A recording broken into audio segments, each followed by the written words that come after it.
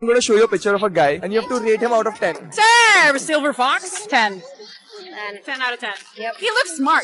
Looks like a clever man. I mean, he looks sweet, like a sweet old guy. 10 over 10. 10 over 10. Wow, क्या scene है. I mean, it's a blessing to be this age Huh. and still look good. I think he looks good for his He looks age. good? Yes. 10. That's my type. Wow, Modi ji, wow. Give it like a strong 6. I give it a 5, my bro. He looks like a really nice guy. He does? Like he looks like he'll make me some tea or something. He's cute. Maybe he's nice. I don't know. Looks wise, yeah, man. The silver fox, he looks like he has great skin. Take a guess, who is he? Hey, you're funny. No! My father, I wish you know who he is.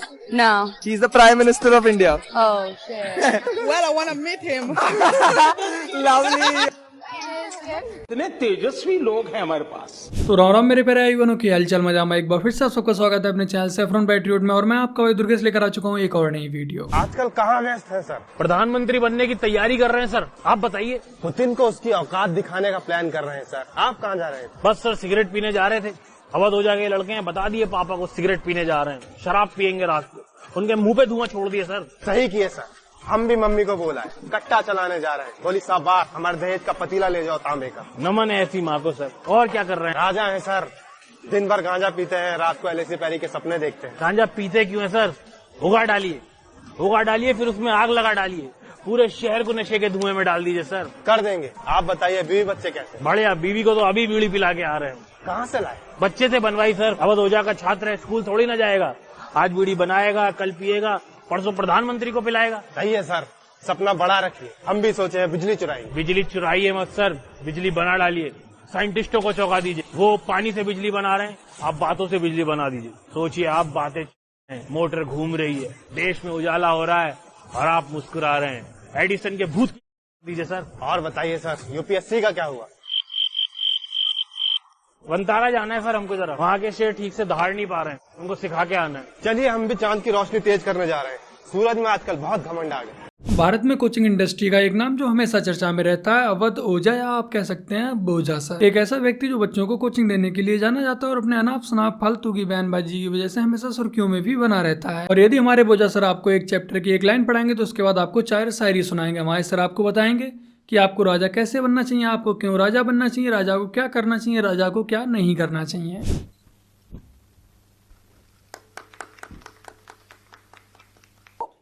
ऐसा feel होता है कभी कभी उस वजह से कि जब आदमी थोड़ा उसका सोशल ग्राफ बढ़ना होता है तो लोग ज़्यादातर लोग फील करते हैं कि अब ये राजनीति में जाएंगे, अब ये चुनाव लड़ेंगे, एमपी बनने का सपना है इनका. पर मेरा ऐसा कोई सपना नहीं है. मैं अपना स्कूल चलाना चाहता हूं जो पॉसिबली मैं 2023 में शुरू करूंगा. और अब हमारे बोझा सर ने खुद राजा बनने के लिए पॉलिटिकल पारी की शुरुआत कर दी है. बड़ी खबर आ रही है दिल्ली से, जहां आज अवध ओझा ने अरविंद केजरीवाल में राजा की क्वालिटी देख आम आदमी पार्टी ज्वाइन कर ली है. दरअसल अवध ओझा हमेशा लोगों में राजा की क्वालिटी ढूंढते रहते थे. ऐसे में उनकी ये खोज केजरीवाल पर जाकर खत्म हुई, जो कि खुद को दिल्ली का मालिक बताते हैं, करोड़ों के शीश महल में रहते हैं, महंगी गाड़ियों का काफिला लेकर चलते हैं और गुंडे भी पालते हैं. फॉक्सी से बात करते हुए अवध ओझा ने कहा, ये होती है साहब राजा की क्वालिटी. लाखों की आईआरएस की नौकरी छोड़ निकल पड़े करोड़ों कमाने. फिलहाल अवध ओझा लोगों को आईएएस छोड़ नेता बनने के लिए मोटिवेट कर रहे हैं. बेचारे हमारे बोझा सर कई सदियों से कोशिश कर रहे थे राजा बनने की, यानी कि नेता बनने की, बट कोई भी पार्टी इन्हें अपनी हाथ से टिकट ही नहीं दे रही थी. तो 2 दिसंबर को हमारे बोझा सर ने आम आदमी पार्टी ज्वाइन कर लिया, यानी कि अब 2 बकलोले की पार्टी में आ चुके हैं. अब आने वाले समय में एंटरटेनमेंट की कोई भी कमी नहीं रहने वाली है. और बाकी का हमारे ये वही बोझा सर हैं जो कभी आम आदमी पार्टी और अरविंद केजरीवाल की बुराई करते थे. आप लोग खुद ही सुन लीजिए. तो देखो अरविंद केजरीवाल जी सबको लेकर आए 2008 में. इंडिया अगेंस्ट करप्शन, सबको पकड़ लाए. India against corruption, India against corruption. Anna Hazare ji को खड़ा किया, किरण बेदी जी को खड़ा किया, कुमार विश्वास जी को खड़ा किया, सबको खड़ा किया और खुद बीच में खड़े हो गए और सबकी रोशनी खींच ली. लोगों ने कहा यार देखो बेचारा शर्ट वर्ट बाहर किया, बेचारा कैसे बेचारा जो है हारे नहीं लड़ रहा है. लोगों ने कहा भैया करप्शन के खिलाफ लड़ने का क्या उपाय है? बोले आप. बोले हम. अरे बोले हम नहीं, आप पार्टी. लोगों ने कहा आप पार्टी. बोले हाँ पार्टी. पार्टी बन गई.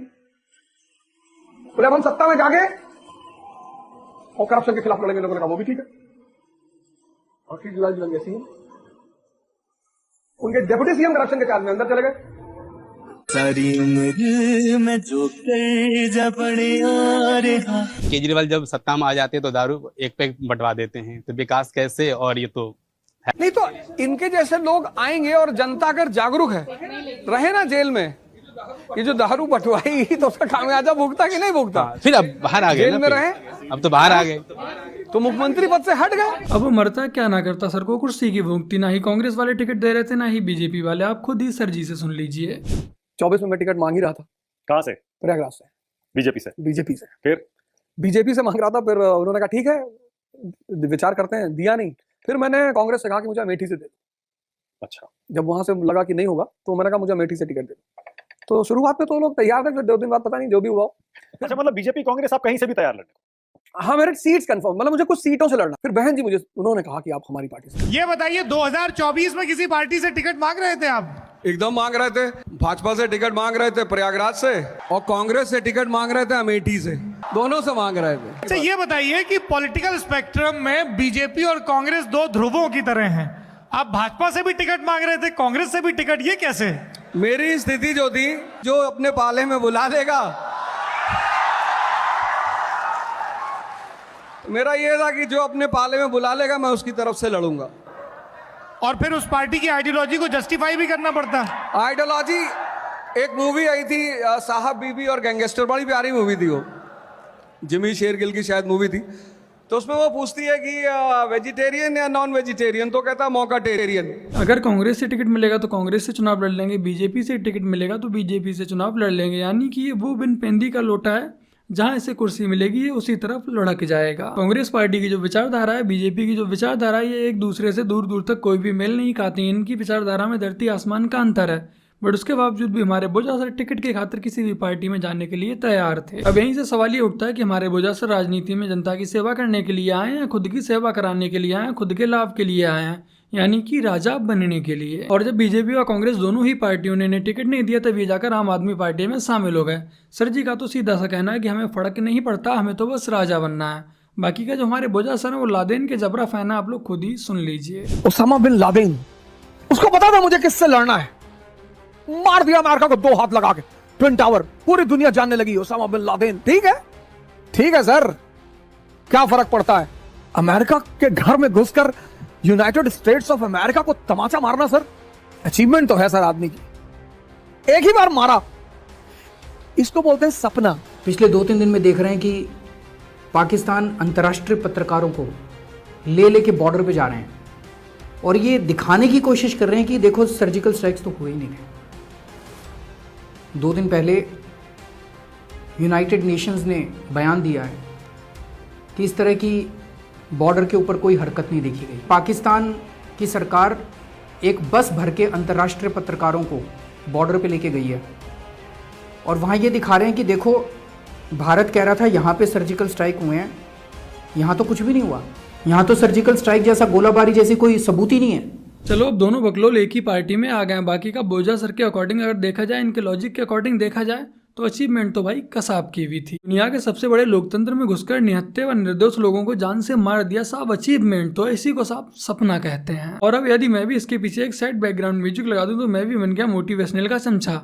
अब इसकी जितनी भी मोटिवेशनल यानी फालतू की स्पीच देखेंगे, सबके पीछे आपको एक अच्छा सा बैकग्राउंड म्यूजिक लगेगा और आप इसे मोटिवेशनल स्पीकर समझ लेते हैं। यह व्यक्ति अपने क्लासरूम में बच्चों को पढ़ाने के दौरान ओसामा बिन लादेन की प्रशंसा कर रहा है, उसे हीरो बता रहा है कि लादेन ने अमेरिका में हमला कर ट्विन टावर्स गिराए, इसे कहते हैं बड़ी उपलब्धि, इसे कहते हैं सपना। अब आप खुद ही सोचिए कि ऐसा बयान बच्चों के सामने क्लासरूम में एक शिक्षक के द्वारा शोभा देता है। ऐसा फील होता है कभी कभी उस वजह से कि जब आदमी थोड़ा उसका सोशल ग्राफ बढ़ना होता है तो लोग ज़्यादातर लोग फील करते हैं कि अब ये राजनीति में जाएंगे, अब ये चुनाव लड़ेंगे, MP बनने का सपना है इनका। पर मेरा ऐसा कोई सपना नहीं है। मैं अपना स्कूल चलाना चाहता हूँ जो पॉसिबली मैं 2023 में शुरू करूँगा। शौक है मेरा, मतलब जो मेरे दिल में बात धड़कती है कि पॉलिटिक्स करनी है। बाकी का हमारे बोझा सर की एक वीडियो आप लोगों को और देखनी चाहिए और उस वीडियो को सेव करके रख लेनी चाहिए, क्योंकि वो वीडियो आने वाले समय में चुनावों में वो आपके काम आने वाली है। हम तो नहीं लड़ सकते चुनाव इस देश में, मैं भगवान का श्राप हूं। हम -40 वोट से हार जाएंगे, पैर तो ना छुएंगे किसी के जाके। तुम वोट दो चाहे बाढ़ में जाओ, बड़ा सोचो और बड़ी बड़ी बातें करो, पैर छुएंगे। बकैती को अपना सिद्धांत बना। इस वीडियो को आप लोग सेव करके रख लीजिए, स्पेशली जो लोग दिल्ली के रहने वाले हैं वो लोग तो इस वीडियो को सेव करके ही रख लें। और जब भी वह 2000 सर आपके यहाँ वोट मांगने आए तब ये वीडियो वह 2000 सर को दिखाकर बस पूछिएगा कि सर क्या ये वीडियो AI जनरेटेड है या फिर आप राजा से रंक बनकर हाथ जोड़कर पैर छूकर भीख मांगने आ गए हैं वोटों की। एक ऐसा शिक्षक जो पढ़ाई से ज्यादा फालतू की बातें करता है, एक ऐसा शिक्षक जो आतंकवादियों की प्रशंसा करता है, एक ऐसा शिक्षक जो टिकट के लिए किसी भी पार्टी की तरफ लुढ़क सकता है। अब आगे फैसला आपका है कि क्या ऐसे लोग हमारे बच्चों का भविष्य तय करने के लायक हैं। क्या ऐसे बिन पेंदी के लोटे राजनीति में जनता की सेवा करने आए हैं, खुद की सेवा कराने आए हैं, खुद को राजा बनाने आए हैं? ये फैसला आप लोगों को करना है। बाकी का आपसे एक रिक्वेस्ट है कि इस वीडियो को ज़्यादा से ज़्यादा शेयर अवश्य कीजिएगा ताकि ज़्यादा से ज़्यादा लोग ऐसे लोगों से अवेयर हो सकें। तो बस मेरे प्यारे आई बनो आज की अपनी इस वीडियो में इतना ही। वीडियो को लाइक शेयर कमेंट और अपने इस चैनल को सब्सक्राइब आज से कर लीजिएगा। चलिए जल्द मिलते हैं एक और नई वीडियो के साथ, तब तक के लिए जय हिंद, वंदे मातरम, जय श्री राम।